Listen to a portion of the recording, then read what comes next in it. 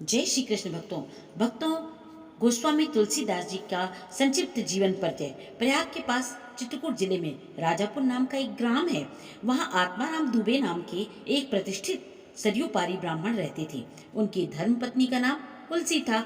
संवत 1554 की श्रावण शुक्ला सप्तमी के दिन अभुक्त मूल नक्षत्र में इन्हीं भाग्यवान दंपत्ति के यहाँ 12 महीने तक गर्भ में रहने के पश्चात गोस्वामी तुलसीदास जी का जन्म हुआ। जन्मते समय बालक तुलसीदास जी रोए नहीं, किंतु उनके मुख से राम का शब्द निकला। उनके मुख में 32 दांत मौजूद थे। उनका डील डॉल 5 वर्ष के बालक का सा था। इस प्रकार के अद्भुत बालक को देखकर पिता अमंगल की शंका से भयभीत हो गए और उसके संबंध में कई प्रकार की कल्पना करने लगे। माता हुलसी को यह देखकर बड़ी चिंता हुई। उन्होंने बालक के अनिष्ट की आशंका से दशमी की रात को नवजात शिशु को अपनी दासी के साथ उसके ससुराल भेज दिया और दूसरे दिन स्वयं इस आसार संसार से चल बसी। दासी ने, जिसका नाम चुनिया था, बड़े ही प्रेम से बालक का पालन पोषण किया। जब तुलसीदास लगभग 5.5 वर्ष के हुए, चुनिया का भी देहांत हो गया। अब तो बालक अनाथ हो गया। वह द्वार द्वार भटकने लगा। इस पर जगत जननी पार्वती जी को उस होनहार बालक पर दया आ गई।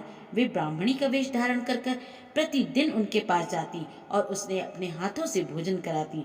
इधर भगवान शंकर जी की प्रेरणा से राम शैल पर रहने वाले श्री अनंतानंद जी के प्रिय शिष्य श्री नरहरियानंद जी, इस बालक को इन्होंने ढूंढ निकाला और उसका नाम रामबोला रख दिया। उसे वे अयोध्या ले गए। वहां संवत 1561 माघ शुक्ला पंचमी शुक्रवार को उसका यज्ञोपवीत संस्कार कराया गया।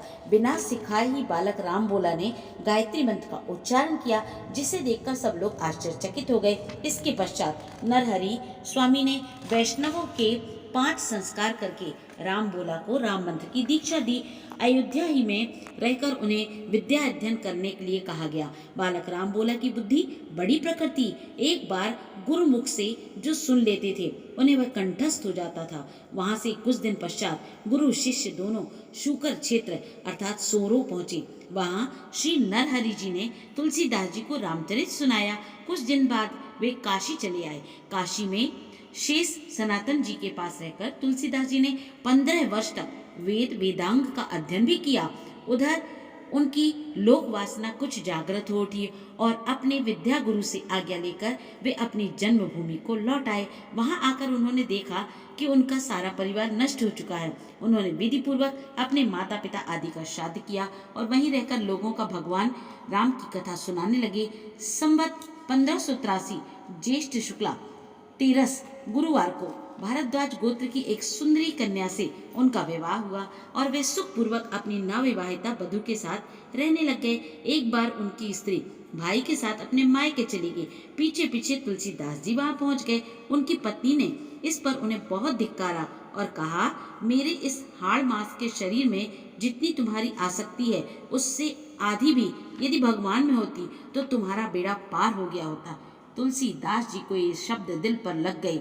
वे एक क्षण भी वहां नहीं रुके, तुरंत वहां से चल दिए। वहां से चलकर तुलसीदास जी प्रयाग आए। वहां उन्होंने गृहस्थ वेश का परित्याग कर साधु वेश धारण कर लिया। फिर तीर्थाटन करते हुए काशी पहुंची। मान सरोवर के पास उन्हें काकभुषुंडी जी के दर्शन भी हुए। काशी में तुलसीदास जी राम कथा कहने लगे। वहां उन्हें एक दिन प्रेत मिला, जिसने उन्हें हनुमान जी का पता भी बतलाया। हनुमान जी से मिलकर तुलसीदास जी ने उनसे रघुनाथ जी का दर्शन करने की प्रार्थना की। हनुमान जी ने कहा, तुम्हें चित्रकूट में रघुनाथ जी के दर्शन अवश्य होंगे। इस पर तुलसीदास जी चित्रकूट की ओर चल पड़े। चित्रकूट पहुंचकर राम घाट पर उन्होंने अपना आसन जमाया। एक दिन वे प्रदक्षिणा करने के लिए निकले थे। मार्ग में उन्हें रामचंद्र जी के दर्शन हुए।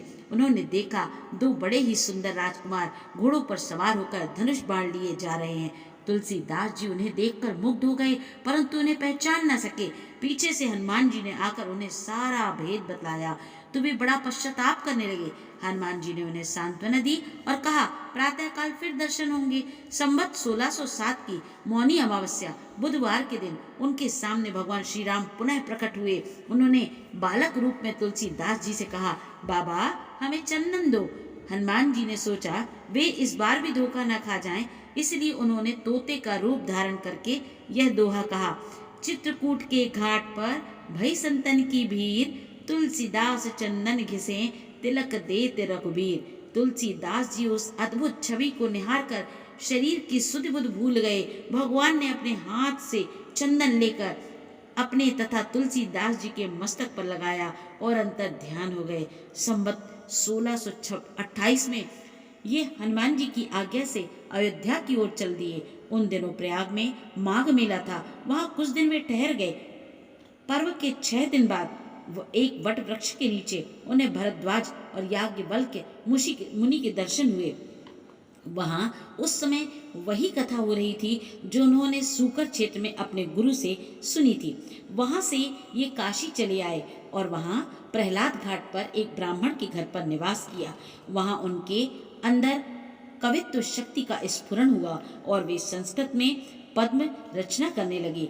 परंतु दिन में वे जितने पद्य रचते, रात्रि में वे सब लुप्त हो जाते। यह घटना रोज घटती। 8वें दिन तुलसीदास जी को स्वप्न हुआ। भगवान शंकर ने उन्हें आदेश दिया कि तुम अपनी भाषा में काव्य रचना करो। तुलसीदास जी की नींद उचट गई। वे उठकर बैठ गए। उसी समय भगवान शिव और पार्वती उनके सामने प्रकट हुए। तुलसीदास जी ने उन्हें साष्टांग प्रणाम किया। शिव जी ने कहा, तुम अयोध्या में जाकर रहो और हिंदी में काव्य रचना करो। मेरे आशीर्वाद से तुम्हारी कविता सामवेद के समान फलवती होगी। इतना कहकर श्री गौरी शंकर अंतर ध्यान हो गए। तुलसीदास जी उनकी आज्ञा शिरोधार्य कर काशी में चले आए। संवत 1631 का आरंभ हुआ। उस साल रामनवमी के दिन प्रायः वैसा ही योग था जैसा त्रेता युग में श्री राम जन्म के दिन था। उस दिन प्रातःकाल श्री तुलसीदास जी ने श्री रामचरितमानस की रचना आरंभ कर दी।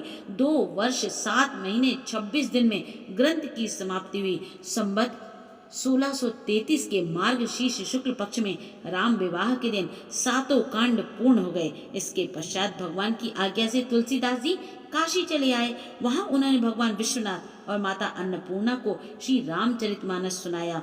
रात को पुस्तक श्री विश्वनाथ जी के मंदिर में रख दी गई। सवेरे जब पुट खोला गया तो उस पर लिखा हुआ पाया गया, सत्यम शिवम सुंदरम, और नीचे भगवान शंकर जी की ही सही थी। उस समय उपस्थिति लोगों ने सत्यम शिवम सुंदरम की आवाज भी कानों में सुनी। इधर पंडित जी ने जब यह बात सुनी तो उनके मन में ईर्ष्या उत्पन्न हुई। वे दल बांधकर तुलसीदास जी की निंदा करने लगे। उस पुस्तक को भी नष्ट कर देने का प्रयत्न करने लगे। उन्होंने पुस्तक चुराने के लिए 2 चोर भी भेजे। चोरों ने आकर देखा कि तुलसीदास जी की कुटी के आसपास 2 वीर धनुष बाण लिए पहरा दे रहे हैं। वे बड़े ही सुंदर श्याम और गौर वर्ण के थे। उनके दर्शन से चोरों की बुद्धि भी शुद्ध हो गई। उन्होंने उसी समय से चोरी करना छोड़ दिया और वे भजन में लग गए। तुलसीदास जी ने अपने लिए भगवान को कष्ट हुआ जान कुटी का सारा सामान लुटा दिया। पुस्तक अपने मित्र टोडरमल के यहाँ रख दी। इसके बाद उन्होंने एक दूसरी प्रति लिखी। उसी के आधार पर दूसरी प्रतिलिपियां तैयार की जाने लगी। पुस्तक का प्रचार दिनों दिन बढ़ने लगा। इधर पंडितों ने और कोई उपाय न देख श्री मधुसूदन सरस्वती जी को उस पुस्तक को देखने की प्रेरणा की। श्री मधुसूदन सरस्वती जी ने उसे देखकर बड़ी प्रसन्नता प्रकट की और उस पर यह सम्मति लिख दी, आनंद कानने हस्मि जंग मस्तुल सीतरु कविता मंजरी भांति राम भ्रमर भूषिता। इस काशी रूपी आनंद वन में तुलसीदास चलता फिरता तुलसी का पौधा है। उसकी कविता रूपी मंजरी बड़ी ही सुंदर है, जिस पर श्री राम रूपी भंवरा सदा मंडराया करता है। पंडितों को इस पर भी संतोष नहीं हुआ। तब पुस्तक की परीक्षा का एक उपाय सोचा। भगवान विश्वनाथ के सामने सबसे ऊपर वेद, उनके नीचे शास्त्र, शास्त्रों के नीचे पुराण और सबके नीचे रामचरितमानस को रख दिया गया। मंदिर बंद कर दिया गया। प्रातः काल जब मंदिर खोला गया तो लोगों ने देखा कि श्री रामचरितमानस वेदों के ऊपर रखा हुआ था। अब तो पंडित लोग बड़े लज्जित हुए।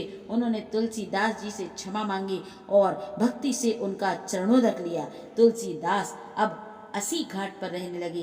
रात को एक दिन कलयुग मूर्त रूप धारण करके उनके पास आया और उन्हें त्रास देने लगा। गोस्वामी तुलसीदास जी ने हनुमान जी का ध्यान किया। हनुमान जी ने उन्हें विनय के पद रचने को कहा। इस पर गोस्वामी जी ने विनय पत्रिका लिखी और भगवान के चरणों में उन्हें समर्पित कर दी। श्री राम ने उस पर अपने हस्ताक्षर कर दिए और तुलसीदास जी को निर्भय कर दिया।